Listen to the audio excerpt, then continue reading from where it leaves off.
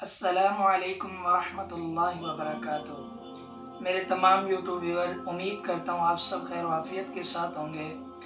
جیسا کہ آپ میرا چینل حافظ علی شیر دیکھ رہے ہیں، آج میں آپ کو احادیث مبارکہ سناتا ہوں۔ انشاءاللہ اسے سن کر آپ کا ایمان ضرور تازہ ہوگا۔ حضرت عبداللہ بن مسعود سے روایت ہے، انہوں نے بیان کیا کہ ایک شخص آپ صلی اللہ علیہ وآلہ وسلم کی خدمت میں حاضر ہوا اور عرض کی، یا رسول اللہ، ایک نصرانی شخص ہے جو انجیل کے موافق عمل کرتا ہے، اور ایک یہودی شخص ہے جو تورات کے مطابق عمل کرتا ہے، اور وہ اللہ اور اس کے رسول پر بھی ایمان رکھتا ہے، مگر اس کے باوجود آپ کے دین اور آپ کی شریعت پر نہیں چلتا، تو اس کے بارے میں کیا حکم ہے؟ تو آپ صلی اللہ علیہ وآلہ وسلم نے فرمایا کہ جس نے یہودی یا نصرانی نے میری بات سن لی، یعنی میری دعوت اس تک پہنچ گئی، اس کے بعد بھی اس نے میری پیروی اختیار نہیں کی، تو وہ دوزخ میں جائے گا۔ تو میرے بھائیو دوستو، جب نئی شریعت اور نیا دین آ گیا، پچھلی شریعتیں منسوخ ہو جاتی ہیں۔ اسی طرح پہلے تورات تھی، پھر تورات، زبور، انجیل، ان کتابوں پر عمل کیا جاتا تھا، ان کی بات مانی جاتی تھی۔ اسی طرح جب قرآن پاک آ گیا تو آپ صلی اللہ علیہ وسلم کے اوپر نیا دین شریعت آ گئی، تو پچھلی شریعتیں منسوخ ہو گئی۔ اب یہودی یا نصرانی کو یہی حکم ہے کہ وہ صرف اور صرف آپ صلی اللہ علیہ وآلہ وسلم کی اتباع اور پیروی کرے۔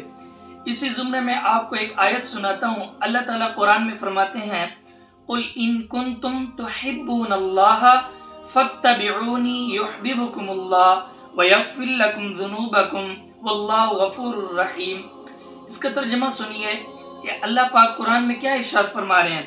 اے نبی، جو لوگ آپ کی شریعت کی اتباع اختیار کیے بغیر اللہ کو چاہتے ہیں اور اس کی بخشش حاصل کرنے کی خام خیالی میں مبتلا ہیں، تو ان سے کہہ دیجئے، آپ کہہ دیجئے، اگر تم واقعتاً اللہ کو چاہتے ہو اور اس کے سوا اس کا کوئی راستہ نہیں ہے، میری شریعت کی پیروی اختیار کرو۔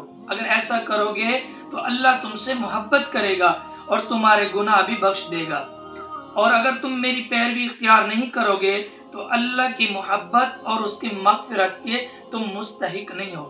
جب اللہ نے قرآن میں واضحتاً بیان فرما دیا کہ جب آپ صلی اللہ علیہ وسلم کی پیروی اور اتباع لازمی ہے، اللہ کا قرآن ایک اور جگہ بھی کہتا ہے، اطیعوا اللہ و اطیعوا الرسول، اللہ کی اتباع بھی کرنی ہے، اللہ کے رسول کی اتباع بھی کرنی ہے۔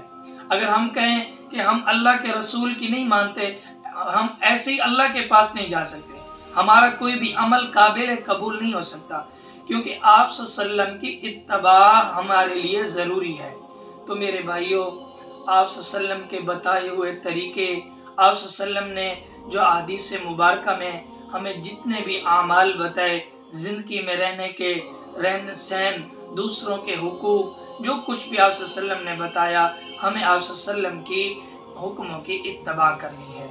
تو میرے بھائیو دوستو، اللہ تبارک و تعالی ہم سب کو اپنے دین پر چلنے کی توفیق عطا فرمائے اور ہمارے لیے تمام کام آسان فرمائے۔ دعا کرتا ہوں اللہ پاک ہم سب کے لیے آسانیاں پیدا فرمائے۔ جزاک اللہ خیر۔